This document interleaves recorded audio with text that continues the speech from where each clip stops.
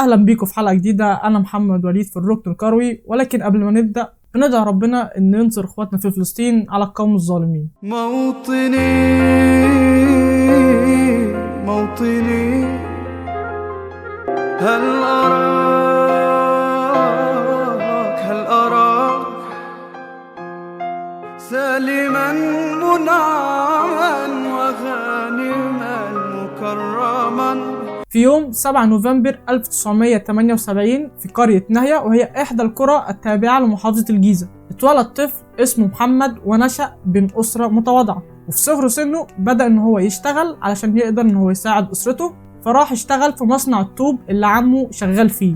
وبجانب عمله الشاق قدر محمد ان هو يكمل تعليمه لحد ما قدر ان هو يتخرج من كلية آداب قسم تاريخ من جامعة القاهرة. بدأ محمد رحلته في كرة القدم وهو كان عنده 7 سنين، لما كان بيلعب كورة مع أصحابه وجيرانه في شوارع قرية نهية. ولما محمد وصل لسن ال 12 جه واحد من أصدقائه وأرشده إلى اختبارات نادي الترسانة، وبالفعل قدر أبو تريكة إن هو ينجح ويجتاز كل الاختبارات، وقدر إن هو ينضم إلى نادي الترسانة. في سن ال 17 قدر أبو تريكة إن هو يتصعد علشان يلعب مع الفريق الأول بنادي الترسانة، وساعتها نادي الترسانة كان بيلعب في الدرجة الثانية. وفي موسم 2000 قدر نادي الترسانة ان هو يصعد لدوري الممتاز، وكان لمحمد ابو تريكة دور كبير في صعود الفريق، لان هو كان هداف الفريق لمدة موسمين متتاليين، واحرز 23 هدف كهداف لدوري المظالم. وفي موسم 2000-2001 قدر ابو تريكة ان هو يشارك مع الترسانة في الدوري الممتاز، وقدر خلالها انه يسجل 6 اهداف. وفي الموسم اللي بعده استمر ابو تريكة في النجاح وقدر ان هو يسجل 7 اهداف وقاد فريقه للبقاء في الدوري.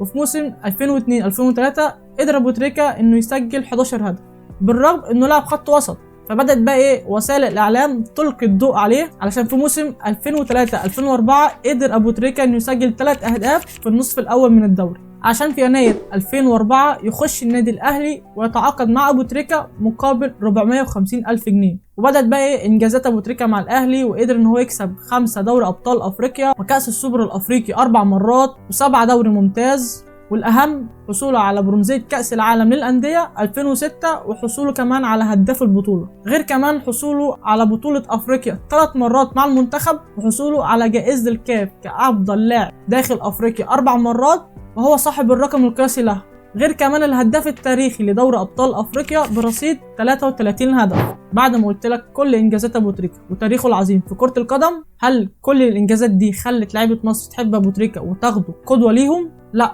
في انجازات اخرى خارج الملعب خلته معشوق الجماهير والوطن العربي. اولا اخلاقياته العاليه والتزامه الديني وتواضعه، غير كمان اعلام تعاطفه مع غزه في مباراه مصر والسودان في الجوله الثانيه في كاس افريقيا 2008. وساعتها اشهر حكم المباراه بطاقه صفراء لابو تريكة بسبب هذا التصرف، وكان معرض ساعتها للايقاف من قبل الفيفا بسبب لوائح الاتحاد الدولي لكره القدم، والتي تدين استغلال كره القدم لاغراض سياسيه او عنصريه. غير كمان حدث استاد بورسعيد، واصر ابو تريكة ان هو يزور اهالي شهداء المذبحه ويساعدهم معنويا او ماليا.